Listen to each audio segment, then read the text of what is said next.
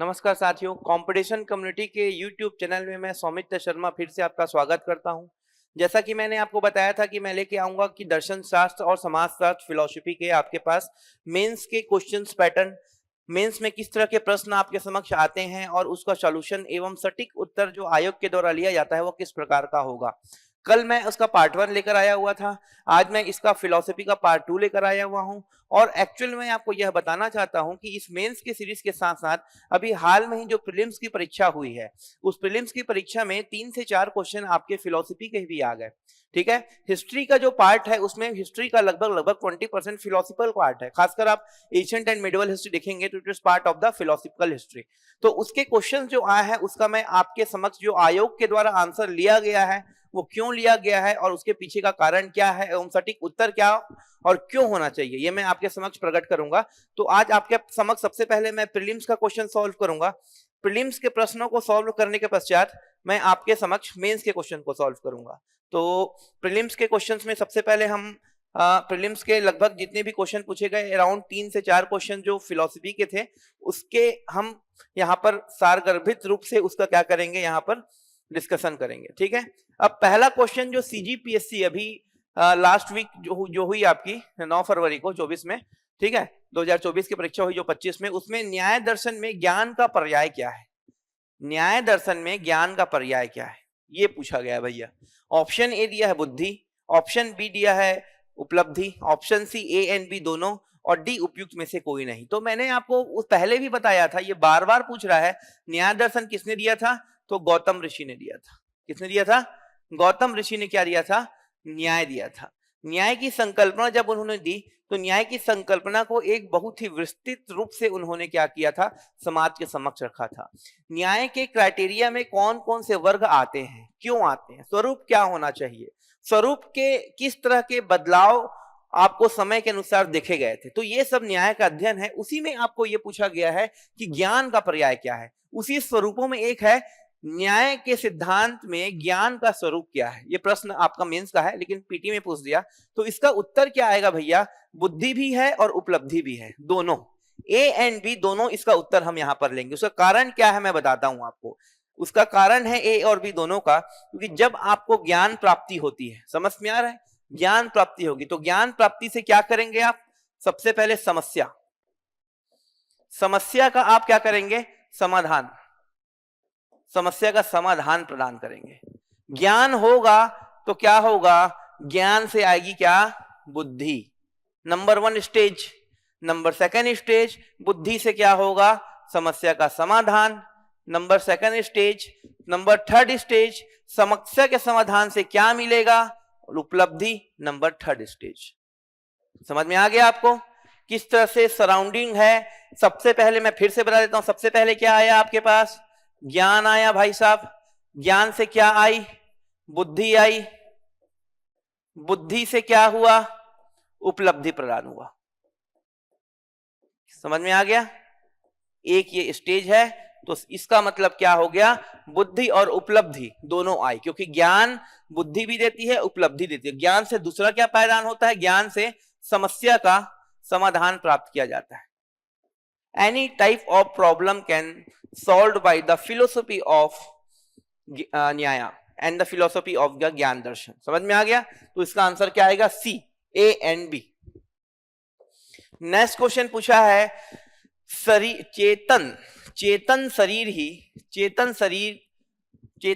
की आत्मा है। ठीक है, चेतन शरीर ही आत्मा है, ठीक है, या चेतन शरीर ही आत्मा है? चेतन शरीर ही आत्मा है, चेतन शरीर ही आत्मा है। तो ये चेतन शरीर ही आत्मा है, ये कॉन्सेप्ट किसने दिया है? This is the statement. ये स्टेटमेंट किसने दिया है? नागार्जुन, चार्वाक, मीमांसा, डी असंग। तो इसका आंसर क्या आएगा भैया? चार्वाक आएगा। क्यों आएगा इसका आंसर मैं बता रहा हूं। चार्वाक क्या था? चार्वाक ने एक फिलोसफी दी थी। वो फिलोसफी क्या थी? भौतिकवादी फिलोसफी। क्या थी? भौतिकवादी दर्शन। भौतिकवादी दर्शन। इस भौतिकवादी दर्शन में क्या किया?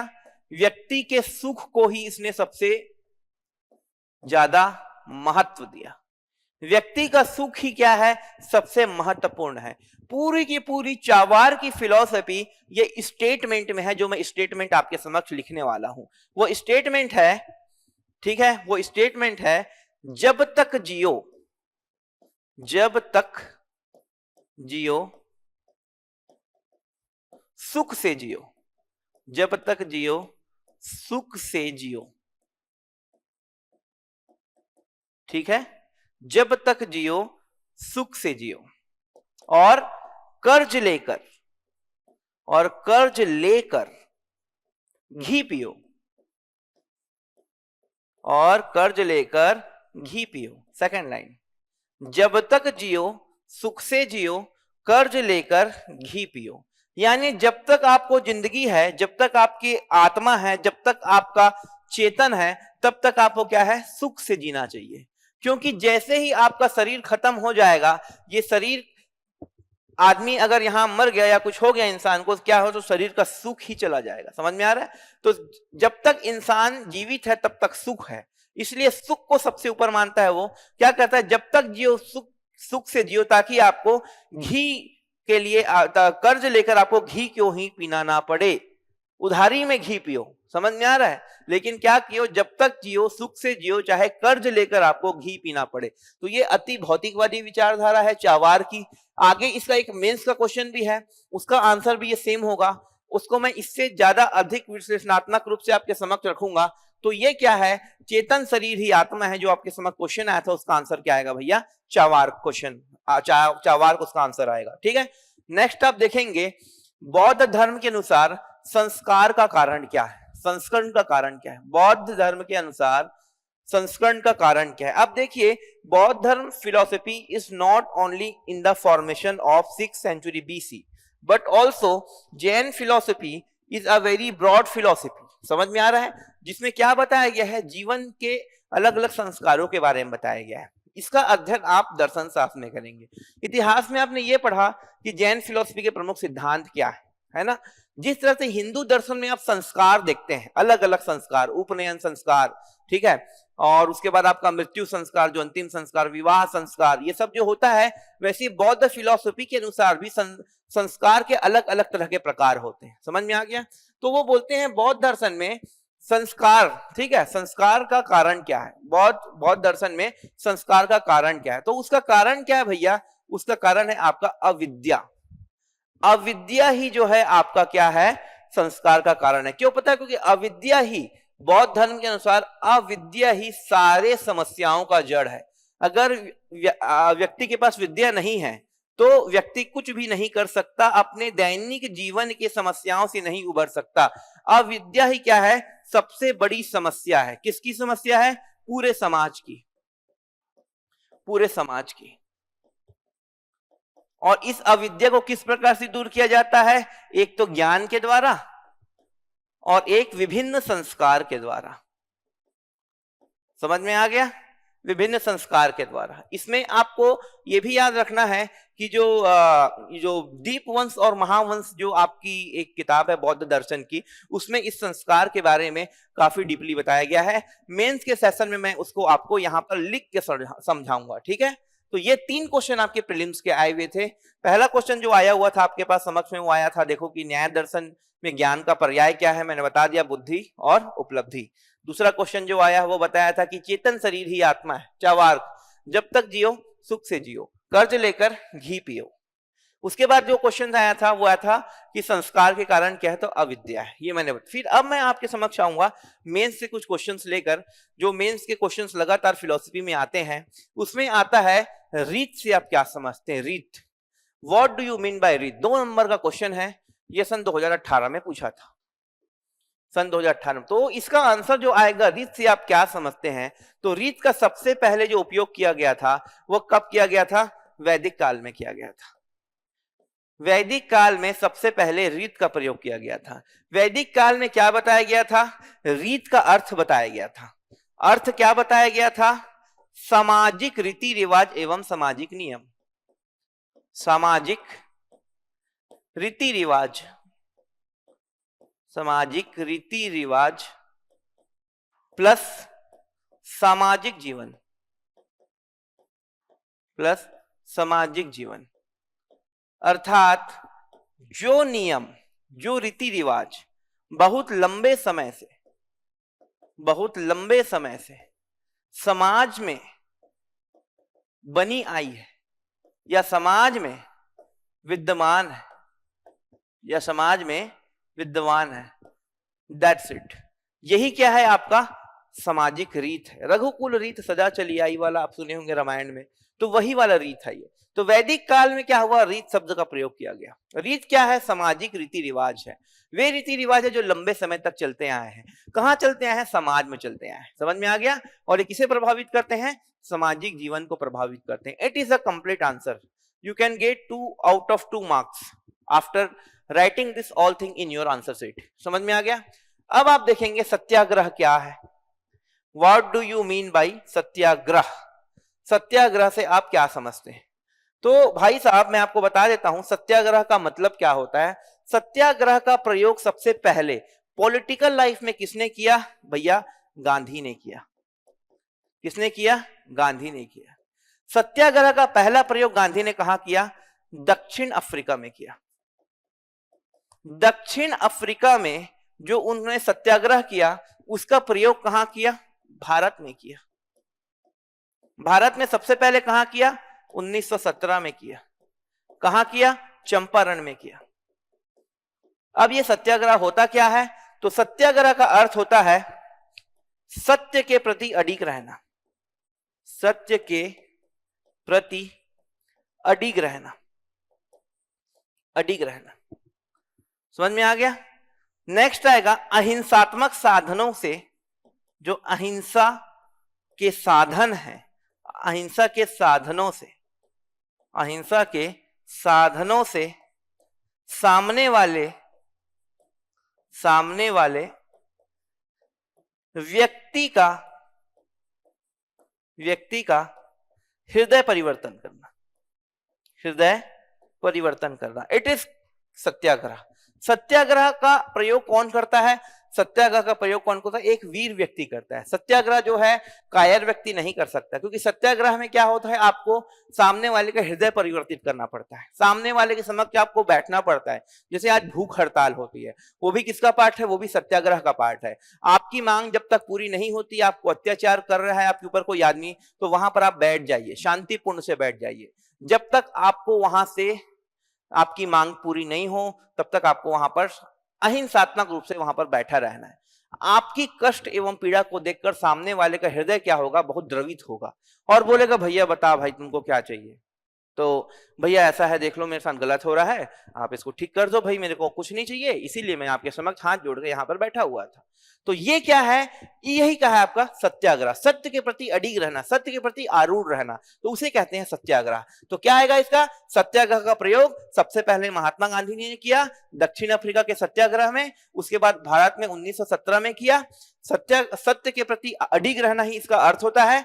अहिंसात्मक साधनों से सामने वाले व्यक्ति का क्या करना? हृदय परिवर्तन करना ही सत्याग्रह कहलाता है। नेक्स्ट क्वेश्चन, सत्कार्यवाद से आप क्या समझते हैं? सत्कार्यवाद से आप क्या समझते हैं? तो सत्कार्यवाद जो फिलॉसफी है वो क्या होता है? वो आपका किसमें आया है? ये फिलॉसफी, सत्कार्यवाद की फिलॉसफी आपकी सबसे पहले आई है सांख्य दर्शन में। किसमें आई है? सांख्य दर्शन। सांख्य दर्शन किसने दिया है? सांख्य दर्शन दिया आपका कपिल मुनि ने। कपिल मुनि ने सांख्य दर्शन दिया। सांख्य दर्शन के अंदर कहा इनको संख्यात्मक चीजें ही दुनिया को निर्धारित करने में सर्वाधिक योगदान प्रदान करता है। ऐसा कौन बोलते हैं? ऐसा बोलते हैं कपिल मुनि। तो सत्कार्यवाद के अंतर्गत यह बताते हैं कि कोई भी कार्य जो हम करते हैं, जो आप कोई भी कार्य करें, एक्स वाई जेड, कोई भी आप कार्य करते हैं, ठीक है, उस कार्य के पीछे क्या होता है? एक कारण पहले से निर्धारित होता है। पहले से निर्धारित होता है कि आप वो काम क्यों कर रहे हैं, आप पढ़ाई क्यों कर रहे हैं, निर्धारित है ना। क्योंकि आप डिप्टी कलेक्टर बनना चाहते हैं, डीएसपी बनना चाहते हैं, जेलर बनना चाहते हैं, तहसीलदार बनना चाहते हैं, डायरेक्टर बनना चाहते हैं, तो क्या है वो? आपका क्या है? कारण पहले से डिसाइड है। आप क्यों कर रहे हैं? पढ़ाई कर रहे हैं। तो एक्स वाई जेड जो भी आप कार्य कर रहे हैं उसका कारण पहले से ही निर्धारित होता है। इसी संकल्पना को क्या कहते हैं? सत्कार्यवाद की संकल्पना कहते हैं। तो इसका आंसर कैसे होगा बच्चों? तो होगा सत्कार्यवाद की संकल्पना सबसे पहले फिर दर्शन शास्त्र के सांख्य दर्शन में कपिल मुनि ने दिया था। सत्कार्यवाद के अंतर्गत उन्होंने यह समझाया कि व्यक्ति जो भी कार्य करता है उसका कारण पहले से ही निर्धारित होता है। तो यही है आपका जो कंप्लीट आंसर होगा। 2020 में देखो ये पूछा गया आंसर क्वेश्चन ये, ठीक है। ये काफी लोगों को नहीं पता था कि इसका क्या होना चाहिए, कैसा होना चाहिए, क्योंकि ये एक नया क्वेश्चन था। ये उठाया गया है आपका फिलॉसफी का जो यूजीसी नेट का एग्जाम होता है। आप पीएचडी करेंगे आगे, और पीएचडी के बाद जब आप प्रोफेसर के लिए नेट क्वालिफाइड करते हैं तो नेट का पेपर जब आप देंगे फिलॉसफी का, तो सत्कार्यवाद का जो क्वेश्चन है ना हर बार आता है। एक अपने आप में बड़ा टॉपिक है ये। सत्कार्यवाद के अंतर्गत आपको टोटल 6 चैप्टर देखने को मिलते हैं, है ना। फिलॉसफी का ये टॉपिक है, फिलॉसफी यूजीसी नेट का टॉपिक है ये, है ना। तो आगे मैं इसके बारे में आपको और विस्तार से बताऊंगा। उसके बाद मैं नेक्स्ट क्वेश्चन में आता हूं, वो आता है, देखो फिर वही चीज आ गया। ये देखो मैंने आपको पीछे बताया था, पीछे आपको बताया था मैंने, 1 मिनट समय लूंगा आपका। वो है आपका वो है आपका चावार्क की परिभाषा। चावार्क दर्शन की परिभाषा दीजिए, समझ में आ गया। तो चावार्क दर्शन की परिभाषा क्या है? तो मैंने पहले क्या बताया था, चावार्क ने कौन सा आपको सिद्धांत दिया था? तो चावार्क ने दिया था भौतिकवादी सिद्धांत। क्या दिया था? भौतिकवादी सिद्धांत दिया था चावार्क ने। इस भौतिकवादी सिद्धांत के अंतर्गत क्या किया था? सुख को सबसे ऊपर माना था। जो व्यक्ति का जो सुख होता है वह क्या होता है? सबसे सर्वोपरि होता है। सुख के लिए क्या माना था? शरीर को सबसे ज्यादा इसने इंपॉर्टेंस दिया था, मानव शरीर को। मानव शरीर जब तक जिंदा है तभी तक वो क्या कर सकता है? आनंद ले सकता है, आनंद ले सकता है। और इसने क्या परिभाषा दी थी? जब तक जियो सुख से जियो, कर्ज लेकर घी पियो। जब तक जियो सुख से जियो, कर्ज लेकर घी पियो। ये किसने बोला था? चावार्क दर्शन ने बोला था। तो चावार्क दर्शन की परिभाषा क्या आएगी? चावार्क दर्शन एक भौतिकवादी दर्शन है। इस भौतिकवादी दर्शन में चावार्क ने सुख को ही सबसे अधिक महत्व दिया है। सुख को महत्व देने की वजह यह है कि सुख का निर्धारण हमेशा शरीर से होता है। जब तक व्यक्ति का शरीर जिंदा है तब तक व्यक्ति सुख का आनंद ले सकता है। इसीलिए इस भौतिकवादी जो दर्शन शास्त्र जो चावार्क ने प्रस्तुत किया है उसका केंद्र बिंदु केवल और केवल मानव का सुख और मानव का शरीर है। तो ये आपका कंप्लीट आंसर होगा। 2022 में पूछा गया था ये क्वेश्चन, ठीक है। नेक्स्ट आपका आता है, गांधी जी के अनुसार अहिंसा के क्या कारण, क्या है अहिंसा, क्या है? What do you mean by non violence according to Gandhi? समझ में आ रहा है? तो अहिंसा का अर्थ क्या होता है? तो अहिंसा का अर्थ पहले होगा भैया हिंसा ना करना, हिंसा नहीं करना, पहला चीज। दूसरा क्या होगा? साधनों की शुद्धता, साधनों की शुद्धता होनी चाहिए। जो साधन है वो शुद्ध होना चाहिए। समझ में आ रहा है? व्यक्ति को क्या करना चाहिए? किसी को भी किसी प्रकार का कष्ट जानने और अनजाने में, जाने और अनजाने में नहीं देना चाहिए। किसी भी तरह का कष्ट आप किसी को मत दीजिए। तो ये क्या है? आपका अहिंसा है। हिंसा नहीं करना, किसी को भी कष्ट नहीं पहुंचाना, साधन जो है वो शुद्ध होने चाहिए, साधनों की शुद्धता होनी चाहिए, ठीक है। किसी को भी जानकर भी और अनजाने भी कष्ट नहीं देना। ये तीनों कॉन्सेप्ट आपका क्या कहलाता है? इज इक्वल टू अहिंसा का कॉन्सेप्ट कहलाता है। क्या कहलाता है? ये अहिंसा का कॉन्सेप्ट कहलाता है। अब अहिंसा के भी गांधी जी ने अलग अलग प्रकार बताए हैं। समझ में आ रहा है? अहिंसा के जो प्रकार बताए हैं उसमें एक आता है आपका, एक आता है जागृत अहिंसा, जागृत अहिंसा। दूसरा आता है आपका औचित्यपूर्ण अहिंसा, औचित्यपूर्ण अहिंसा। तीसरा जो आता है आपका वो आता है भीरुओं की अहिंसा, भीरुओं की अहिंसा। This is the classification of non violence according to Mohandas Karamchand Gandhi. अब ये जागृत अहिंसा क्या है? जागृत अहिंसा का प्रयोग गांधी जी ये कहते हैं कि जागृत अहिंसा का प्रयोग कौन करते हैं? जागृत अहिंसा का प्रयोग वे करते हैं जो अहिंसा का सबसे अधिक सक्षम रूप से पालन कर सके। ऐसे व्यक्ति की अहिंसा जो है वो जागृत अहिंसा कहलाती है। औचित्यपूर्ण अहिंसा, औचित्यपूर्ण अहिंसा वे कहलाते हैं अवसर आने पर,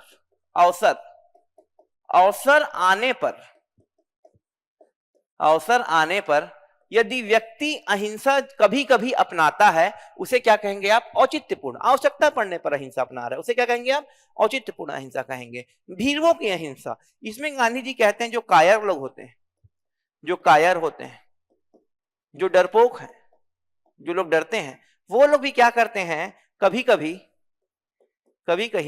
अहिंसा का प्रयोग करते हैं, कभी कहीं अहिंसा का प्रयोग करते हैं। तो उनकी ये अहिंसा क्या कहलाएगी? भीरुओं की अहिंसा कहलाएगी। तो इस तरह से क्या है, उन्होंने अहिंसा के प्रकार बताए हैं। अहिंसा क्या है? गांधी जी के अनुसार अहिंसा हिंसा ना करना है, साधनों की शुद्धता रखना है, किसी को जाने अनजाने में कष्ट नहीं देना है। गांधी जी ने अहिंसा के 3 प्रकार बताए हैं, जागृत अहिंसा, औचित्यपूर्ण अहिंसा और भीरुओं की अहिंसा। जागृत अहिंसा का मतलब क्या होता है? जागृत अहिंसा वे है जो सक्षम इंसान, ताकतवर इंसान जो रेगुलर अहिंसा का प्रयोग करता है, वो जागृत अहिंसा में आती है। औचित्यपूर्ण अहिंसा, जो व्यक्ति कभी कभार अहिंसा का प्रयोग करता है, वो औचित्यपूर्ण अहिंसा में आएगी। भीरुओं की अहिंसा, डरपोक और कायर लोग भी कभी कभी अहिंसा का प्रयोग करते हैं, वो क्या आएगा आपका? भीरुओं की अहिंसा आएगी। तो this is your complete answer. ये आप में इसमें 4 के 4 नंबर आपको मिल जाएंगे भाई साहब, ये अगर ऐसा आंसर लिखोगे तो। ठीक है, ये क्वेश्चन आया था 2019 में आपका। ठीक है, नेक्स्ट, डॉक्टर भीमराव अंबेडकर के समानता संबंधी विचारों को स्पष्ट कीजिए। 2018 का प्रश्न है ये, 8 नंबर में पूछा गया है, यानी 100 शब्दों में। अब भीमराव अंबेडकर के समानता के विचारों को कैसे आप करेंगे? तो भीमराव अंबेडकर के बारे में आप जानते ही होंगे, जो हमारे विधि मंत्री थे। समझ में आ रहा है, इन्होंने समानता पर बहुत अधिक बल दिया था। तो भीमराव अंबेडकर के समानता के विचार जो है वो निम्नलिखित पायदान पर आते हैं। नंबर 1, वर्ण व्यवस्था की समाप्ति। नंबर 2, मैं एक एक करके एक्सप्लेन करूंगा, पहले पॉइंट देख लो। ब्राह्मणवाद के प्रति विद्रोह, ब्राह्मणवाद के प्रति विद्रोह। गौतम बुद्ध के सिद्धांत, बुद्ध के समानता के सिद्धांतों पर, समानता के सिद्धांतों पर जोर।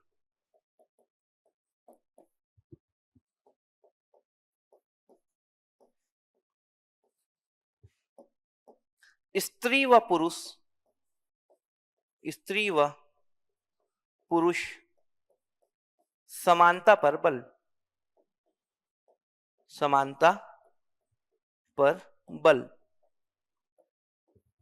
स्त्री पुरुष समानता के लिए हिंदू कोड बिल का समर्थन, हिंदू कोड बिल का समर्थन। समझ में आ गया? ये जो पॉइंट्स हैं आपके, यही पॉइंट्स आपके समानता के सिद्धांत के अंतर्गत आपके आएंगे। इसी को आपको क्या करना है? डिस्क्राइब करना है। वर्ण व्यवस्था की समाप्ति पर जोर। क्या? वर्ण व्यवस्था की समाप्ति पर जोर। तो वर्ण व्यवस्था की समाप्ति पर जोर क्यों? तो इसके अंतर्गत का पॉइंट क्या आता है? ब्राह्मण में जो 4 वर्ण व्यवस्था है उसकी समाप्ति पर बल देते हैं। ये कहते हैं कि जब तक ये 4 वर्ण व्यवस्था समाज में रहेगी, तब तक क्या है, जो निचले पायदान के लोग हैं, वैश्य और शूद्र वर्ग है, वो कभी भी क्या है, उनका मोटिवेशन नहीं आ पाएगा, उन पे जागृति नहीं आएगी। चाहे कितने भी आगे बढ़ जाए, चाहे वो कलेक्टर बन जाए, चाहे मंत्री बन जाए, लेकिन क्या है, उनमें एक हीनता का भाव हमेशा आएगा। और हीनता का भाव को खत्म करना है अगर आपको, तो मैं नहीं कह रहा हूं, अम्बेडकर जी कह रहे हैं, ये कह रहे हैं कि वर्ण व्यवस्था को आपको समाप्त करना पड़ेगा, तभी आप समाज में समानता कायम कर पाएंगे। समझ में आ गया? तभी आप क्या पाएंगे, समानता कायम का। इसको क्या कहते हैं, उनका सामाजिक न्याय का सिद्धांत। ये क्या कहलाएगा आपका, अंबेडकर के सामाजिक न्याय का सिद्धांत कहलाएगा ये। यानी इस सामाजिक न्याय के सिद्धांत के अंतर्गत क्या करेंगे, वर्ण विहीन व्यवस्था समाज में कायम होनी चाहिए, तब समानता समाज में आएगी। Point number 1। पॉइंट नंबर 2, ब्राह्मणवाद के प्रति विद्रोह। अंबेडकर का यह कहना था, वेद, उपनिषद, स्मृति, अरण्य, ब्राह्मण, ये जो सभी ग्रंथ हैं ये सत्य है। इसके प्रमाण क्या है, what is the validity of this literature. ये जो ग्रंथ आप देख रहे हैं, ब्राह्मण ग्रंथ है, वेद है, उपनिषद है, स्मृति है, अरण्य है और ब्राह्मण है, ठीक है, ब्राह्मण ग्रंथ है। इस पांचों के पांचों जो हैं उसकी वैलिडेशन क्या है, कोई वैलिडेशन नहीं है बोलते हैं। ये बोलते हैं इसमें बस लिखा है और हम लोगों ने मान लिया। इसीलिए क्या है, इस समानता के सिद्धांत के अंतर्गत इन्हीं सब बातों का उल्लंघन होना चाहिए। वेद में जो बातें लिखी गई है वो सत्य नहीं है। अंबेडकर ने सामाजिक न्याय के सिद्धांत में अपना दूसरा वाक्य यही कहा था, ठीक है। तीसरा वाक्य, बुद्ध के समानता के सिद्धांतों पर जोर। भगवान गौतम बुद्ध के समानता के सिद्धांतों पर जो, अब इसमें क्या कहा था भाई साहब, इसमें कहा था, आप देखेंगे बुद्ध ने जो मध्य पथ या मध्यम पथ जो प्रदान किया था समाज को, जैसे ज्यादा तप नहीं करना, ज्यादा भोग नहीं करना, ज्यादा विलास नहीं करना, ये है मध्यम पथ। थोड़ा सा आप सुख में रहिए, थोड़ा सा कष्ट झेलिए, एकदम अति मत कीजिए, ठीक है, अतिवाद का त्याग, तो वो मध्यम पथ है, उस पर जोर दिया था। तो क्या अगर मध्यम पथ का अगर पालन करते हैं समाज के लोग, तो समानता के सिद्धांत को पूरी तरह से प्राप्त किया जा सकता है। नेक्स्ट कहा था स्त्री पुरुष में समानता, और स्त्री पुरुष समानता के लिए उन्होंने क्या किया था, हिंदू कोड बिल को पार्लियामेंट में प्रस्तुत किया था। उसमें यह कहा गया उसमें कि महिलाओं को भी क्या होना चाहिए, संपत्ति का अधिकार होना चाहिए। महिलाओं को क्या होना चाहिए, तलाक का अधिकार होना चाहिए। महिलाओं को क्या होना चाहिए, सती प्रथा और बहुविवाह नहीं होनी चाहिए। महिलाओं की बाल विवाह में पाबंदी होनी चाहिए। महिलाओं को अंतरजातीय विवाह का समर्थन प्राप्त होना चाहिए। तो ये 4-5 पॉइंट्स है, ये सब आपके हिंदू कोड बिल में कोड करके अंबेडकर जी ने सामाजिक न्याय के सिद्धांत के अंतर्गत इसे पेश किया गया था। तो ये जो सिद्धांत है ये is equal to the social theory of the social equality theory of doctor Bhimrao Ambedkar. तो यही क्या है, ये सारे चीज डॉक्टर भीमराव अंबेडकर के समानता संबंधी विचार है। अगर हम इन तीसरा, चौथा और ये पांचवा, ये पांचों पॉइंट्स को अगर आप लिखते हैं और डिस्क्राइब करते हैं तो आपको 8 में से मिनिमम 7 नंबर आपका कहीं नहीं गया है। इतना मैं आपको चैलेंज करके बोल रहा हूं भैया। इसके अलावा सामाजिक न्याय के सिद्धांत में और भी कोई टॉपिक नहीं है जो समानता के अंबेडकर जी के विचार से मेल नहीं खाते हों। तो इस तरह मैंने आज आपके समक्ष आकर फिलॉसफी के मेंस की दूसरी श्रृंखला प्रकट की। इस तरह मैं आगे भी आपके सामने समाजशास्त्र का और फिलॉसफी का मेंस का क्वेश्चन ऐसे लिखकर आपके समक्ष सॉल्व करूंगा और आपका मार्गदर्शन करने का कोशिश करूंगा कि जो सटीक आंसर की आयोग के द्वारा ली जाती है, जिसमें संपूर्ण अंक प्रदान किया जाता है, उसका निर्धारण किस तरह से होगा। तो इस तरह कंपटीशन कम्युनिटी के यूट्यूब चैनल में बने रहे और मुझे इजाजत दीजिए। धन्यवाद।